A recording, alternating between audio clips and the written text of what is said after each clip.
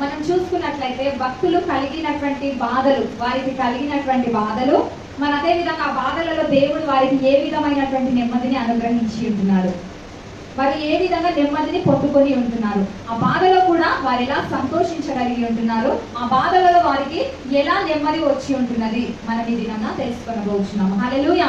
ఎంతమందికి తెలుసు దావీదు? ఎంతమందికి తెలుసు ఎస్తేర్? ఎంతమందికి తెలుసు యోబు? ఎంతమందికి తెలుసు యోసేపు జీవితం? ఎంతమందికి తెలుసు మీకా? ఎంతమందికి తెలుసు నయోమి? ఎంతమందికి తెలుసు? హల్లెలూయా. వీరి గురించి మనం చిన్న మాటలు తెలుసుకొనబోతున్నాము. హల్లెలూయా. మరి వీరు ఇంత జీవితంలో, ఇంత శక్తి కలిగినటువంటి జీవితంలో వీరి ప్రయాణముని కొనసాగించి ఉంటున్నారు. మరి వీరికి కలిగినటువంటి బాధలు ఏమైనా కలగలేదా? వీరి జీవితంలో శ్రమల గుండా ప్రయాణం చేయలేదా? చేసి ఉంటున్నారు. ఆత్మీయ స్థితిలో మనము నడుస్తున్నటువంటి మనము శ్రమల గుండా నడిచే వారిగా కనబడుచున్నాము. హల్లెలూయా. ఇంత గొప్ప భక్తులకు కూడా శ్రమలు అనేవి కలిగి ఉంటున్నది. హల్లెలూయా. మనం అనుకుంటాం మన జీవితంలో, నాకే ఎందుకయ్యా ఇన్ని శ్రమలు? మొన్నటి దినాన నేను కూడా అనుకున్నాను, నాకే ఎందుకయ్యా ఇన్ని బాధలు? నాకే ఎందుకయ్యా? నాకే ఎందుకు వేసాయా? నాకు ఇంత భారం ఎందుకు వేసాయా? నాకు పెట్టావు, నాకు ఈ భారం ఏంటి? నాకు ఈ బరువులు ఏంటిది ప్రభు, నాకు ఈ వేదన అని చెప్పేసి అన్నప్పుడు, నీకే ఎందుకు రాకూడదు? నువ్వే ఎందుకు భరించకూడదు? నువ్వే ఎందుకు చేయకూడదు అని చెప్పేసి దేవుడు నాతో మాట్లాడి బైబిల్లో ఉన్నటువంటి భక్తులను దేవుడు నాకు చూపించుకుంటున్నాడు. హల్లెలూయా. నయోమికి కష్టం రాలేదా? హిజ్కియాకు మరణకరమైనటువంటి వ్యాధి రాలేదా? దావీదుకు ఎంతో బాధలకుండా ఆయన వెళ్ళలేదా? ఆయన గోతిలోనికి దిగినట్టుగా ఆయన జీవితం కనబడలేదా అని దేవుడు నాతో మాట్లాడి ఉంటున్నాడు. కానీ అక్కడ కూడా వారు దేవుని ఎలా స్తుతించారు, ఆ బాధలలో కూడా వారు నెమ్మదిని ఎలా పొందుకోగలిగారు అని చెప్పి దేవుడు నాతో మాట్లాడి ఉంటున్నాడు. హల్లెలూయా. మరణకరమైన రోగం వచ్చినప్పుడు, నీకు వ్యాధి వచ్చినప్పుడు, నీకు బలహీనత వచ్చినప్పుడు, నీకు శాపం వచ్చినప్పుడు నువ్వేం చేయాలా? కన్నీటితో ప్రార్థన చేసేదానిలాగా నువ్వు ఉండాలి. హల్లెలూయా. నీ కన్నీళ్లు విడుచు ప్రార్థన చేసినప్పుడు దేవుని హృదయం కదిలిందండి. హల్లెలూయా. ఎలా ప్రార్థన చేసిందంట?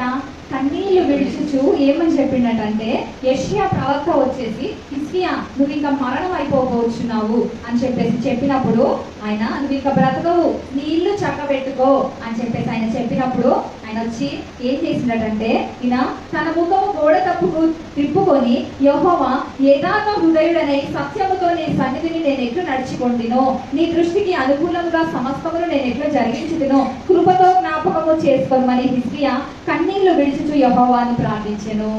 హల్లెలూయా. దేవుని హిజ్కియా ఏమంటున్నాడు? నీ కృపతో నన్ను రక్షించవా, నీ కృపతో నన్ను కాపాడవా అని చెప్పి ఆయన చెప్పి ఉంటున్నాడు. హల్లెలూయా.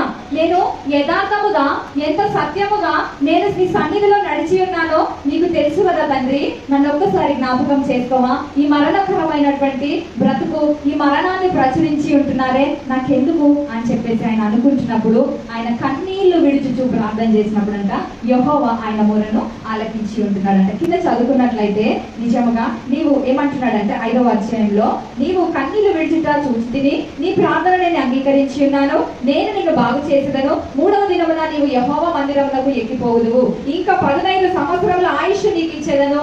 హల్లెలూయా. హల్లెలూయా. ఆమె నువ్వు దేవుని సన్నిధిలో ఇక్కడ వాడబడుచున్నావు కదా, నువ్వు అడగొచ్చు దేవుణ్ణి, నీకు ఏదైనా సీట్ కావాలా? నువ్వు అడగొచ్చు, ప్రభువా నేను ప్రతి ఆదివారం నీ మందిరంలో నేను వాడబడుచున్నాను కదయ్యా. నువ్వు ఆయన పని చేయలేదనుకో, నువ్వు అడగలేవు యేసయ్యని. నువ్వు ఆయన పని చేసినట్లయితే హిజ్కియా అడిగిన రీతిగా ధైర్యముగా నువ్వు అడగగలుగుతావు. దేవుని కొరకు నీ జీవితాన్ని నమ్మకముగా కాపాడుకున్నప్పుడు, పాప జీవితము నీలో లేనప్పుడు హిజ్కియా అడిగినట్లుగా నేను నీ ఎదుట యథార్థవంతుడిగా ప్రవర్తించిన కదా యేసయ్యా, యథార్థవంతుడిగా ఉన్నా కదా, నా నీతిని ఒకసారి నీ కృపతో జ్ఞాపకం చేసుకోవా అని అంటున్నాడు. హల్లెలూయా.